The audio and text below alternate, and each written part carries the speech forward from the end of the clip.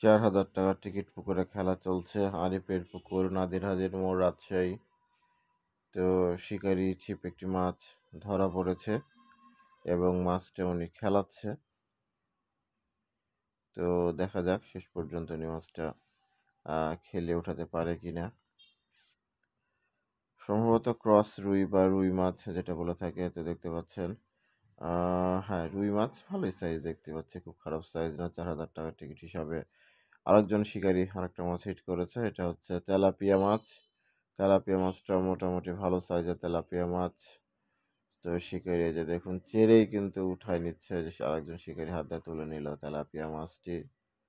তো দেখা যাক শিকারি আবার ছিপ ফেলেছে, মাছ ধরার অপেক্ষায় শিকারি বসেছে। তো মাছ ধরতে পারে কিনা। আবার দেখা যায় পাশের সিট থেকে মোহাম্মদ আইজুল একটা মাছ হিট করেছে এবং মাছটা কিন্তু সেই লেভেলের টানতেছে। দেখতে পাচ্ছেন ছোট পুকুর হিসেবে মাছের কিন্তু সেই পাগলা টান।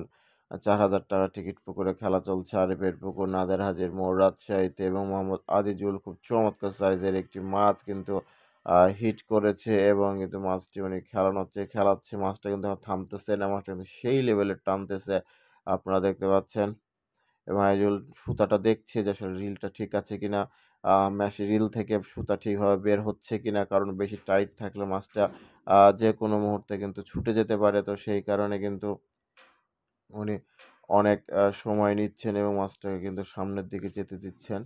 তো দেখা যাক শেষ পর্যন্ত উনি আসলে মাছটাকে উঠাতে সক্ষম হয় কিনা সেটা আমরা দেখব। আইজুল ছিপ ধরে আছে, মাছটা কিন্তু বাম দিকে চলে গেছে। তো এবার আসলে কোনো উপায় নাই, এবার ওনাকে কিন্তু উপরে উঠতেই হচ্ছে। এবার কিন্তু উনি উপরে কিন্তু উঠেই কিন্তু আসলে মাছটাকে কিন্তু এই যে কিন্তু দেখতে পাচ্ছেন বাম দিয়ে কিন্তু মাছটা ছিপটা নিয়ে চলে যাচ্ছে, কারণ মাছটা কিন্তু বাম দিকে চলে গেছে, কারণ অন্যান্য শিকারীদের ছিপের সাথে কিন্তু বেঁধে যাওয়ার সম্ভাবনা থাকবে। সেই কারণে কিন্তু উনি এই যে দেখতে পাচ্ছেন অলরেডি একজন শিকারী ছিপের সাথে বেঁধে গেছে। তো ছিপটা চেঞ্জ করছে যেন জোরটা খুলে যায়। তো মাছ কিন্তু বাম দিকে কিন্তু টানতেছে এবং শিকারিও কিন্তু বাম দিকে যাচ্ছে।